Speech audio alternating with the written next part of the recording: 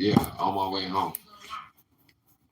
It's crazy. I'm on my way home. Like, you know, something can happen like that quick. Like, you never know. Like you always gotta switch and be able to adapt and adjust and refocus yourself and think, you know what I'm saying, like what I gotta do now to sustain until I'm able to get to the point where I'm able to get it, you know what I'm saying, to have it fully and do what I need to do.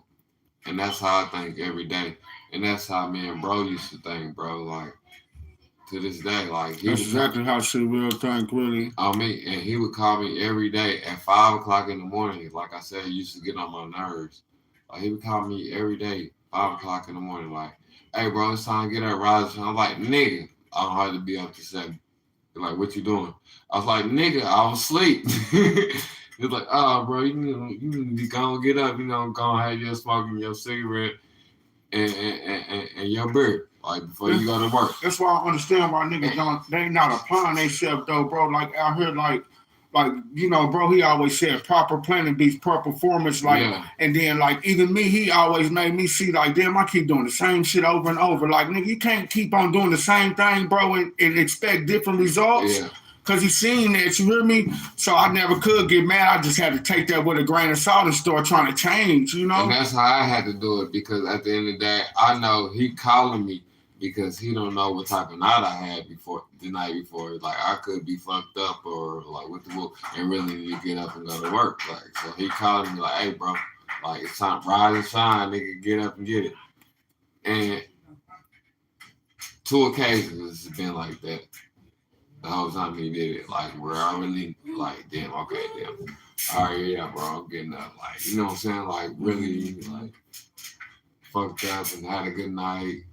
Type shit, you know what I'm saying? So man, I seen him like man work himself like I done seen him with the welding burns on his arms and like just always just like working himself like 24/7. I'll be like, damn, like he really didn't really have time. Like at one point he was working to the point where he ain't even had time to really just sit on the phone if you or talk about nothing, you know what I'm saying? Yeah. He ain't had time to just bullshit. Like I ain't got time to come over and just kick it and sit around and do nothing. I gotta go to work in the morning, you know what I'm saying? Early in the morning. I don't get out till real late on in the evening. Then I gotta go get the kids. The kids gotta be ready for school. You know what I'm saying? So it was always a job outside of just working and welding. Yeah. You know what I'm saying? It was always like I gotta look out for my family. I gotta go and check on him. I gotta go check on him.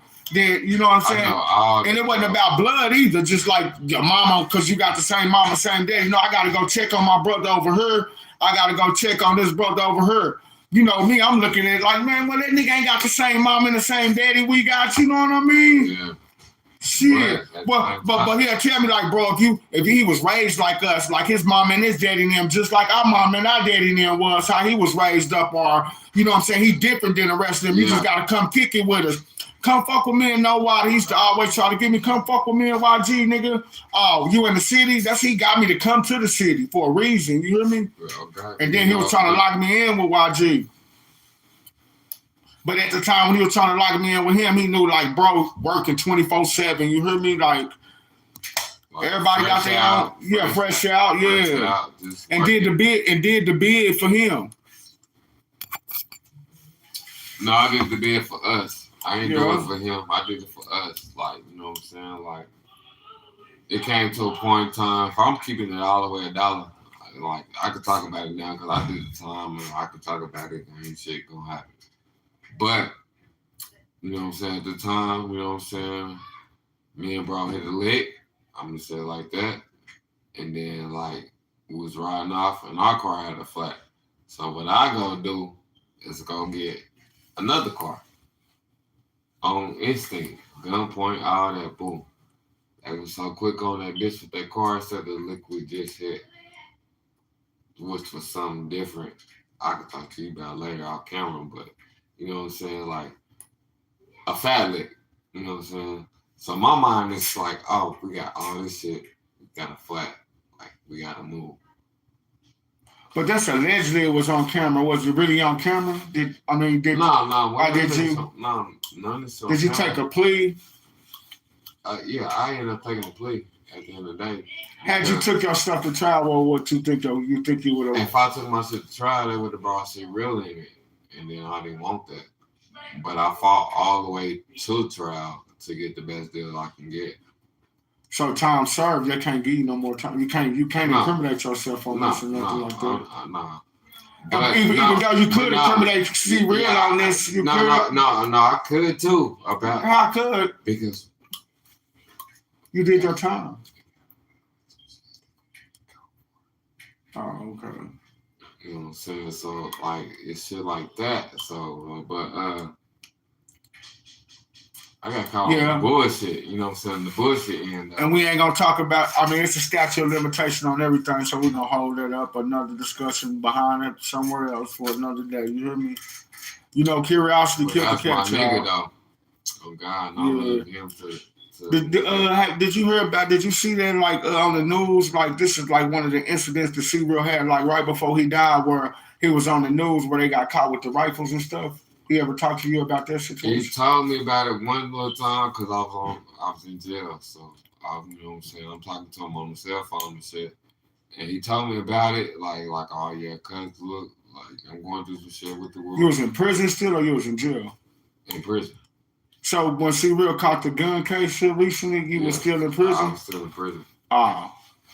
And I'm like, damn, cuz, like, you need to chill out, like, you know what I'm saying? Like, what was your thinking? Did you think, like, knowing his record, or, you know, knowing his record, did you think he was supposed to go get wiped out? I didn't know, and then I really didn't know, like, cause we talked about it briefly, like, he told me about that, and then, like, cause, you know how he immediately, like, what you want? I was like, hey, bro, I just need $25 if you got it. But, like, I'm asking him about it, like, what the fuck is going on, though? Like, what you, like, oh, bro, ain't nothing, you know what I'm saying, with the like, at the end of the day, I'm gonna be good, you know? And shit, as far as my instincts when it comes to the shit, he good. Hey, man, I went through it with him. Trying to cut your whole that thought. Man, that's how he always did me. That's how you know he looked at him, looked you just like a brother.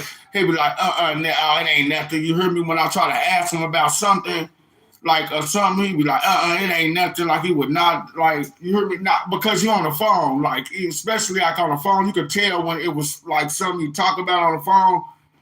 Like, nigga. Like, what's up? Like, I'm fuck around, I won't even tell you in person. I damn sure ain't finna tell you on the phone. You hear me? And he's like, I'm good. Like, you good? And he's like, yeah, nigga. I'm like, you know, most times I always felt like he was good, but sometimes I didn't. You know what I'm saying? I was like, bro, you good? Like, yeah, nigga, I said I'm good. Like, cause you know we talk to each other like that. Like we get on one with each other just a little, but it's fun to play. Like, you know what I'm saying? It's just like I can say to C-Real, like, nigga, you a tendon ass nigga. You know what I'm saying? Like you tender. You like. I mean, yeah, I was been around y'all too, and I done seen it. I be like, man, is these niggas serious? They fit the fight? Like, ain't no nigga fit to talk to me like that. Hold on, you hear me? We do that to each other. Like, shit. Like we got that type of respect for each other. Like, and it's fun to play with it. I see my brother come around everybody, but he don't do that with nobody else. What he do with this person, but he was like that though. Like what he had with you, he didn't have that with nobody else. If you know what I mean. And we were just cool like that. Because I can say that what he did with that person, I've never seen him do that with nobody else. And I can tell you how. Not even, I mean, nobody. Like nobody. I can even tell you how we met, bro. Like it was a situation like I'm just fresh pulling up to the yard. We at McLeod. Howard McLeod, you know what I'm saying? Like, to be honest. And we at Howard McLeod, I pull up, boom. You know, me getting through the gate and shit. I'm like, hey, nigga, tell the niggas from shotgun, I'm hurt. And so, you know, shotguns are hoovers are cool, whatever, you know what I'm saying? So, we locking in, like, boom. So I came to know it's mostly hoovers than shotguns. Like, I met, like, 2 niggas from shotgun. And the rest of them was hoovers. This is on the penitentiary or Howard McLeod. Yeah. And mostly from Tulsa, to be honest. So I'm like, all right, it is what it is. Like, my goal when I got there was like, I'm gonna stand on my shit And then at the end of the day, I'm not gonna ask a nigga for nothing.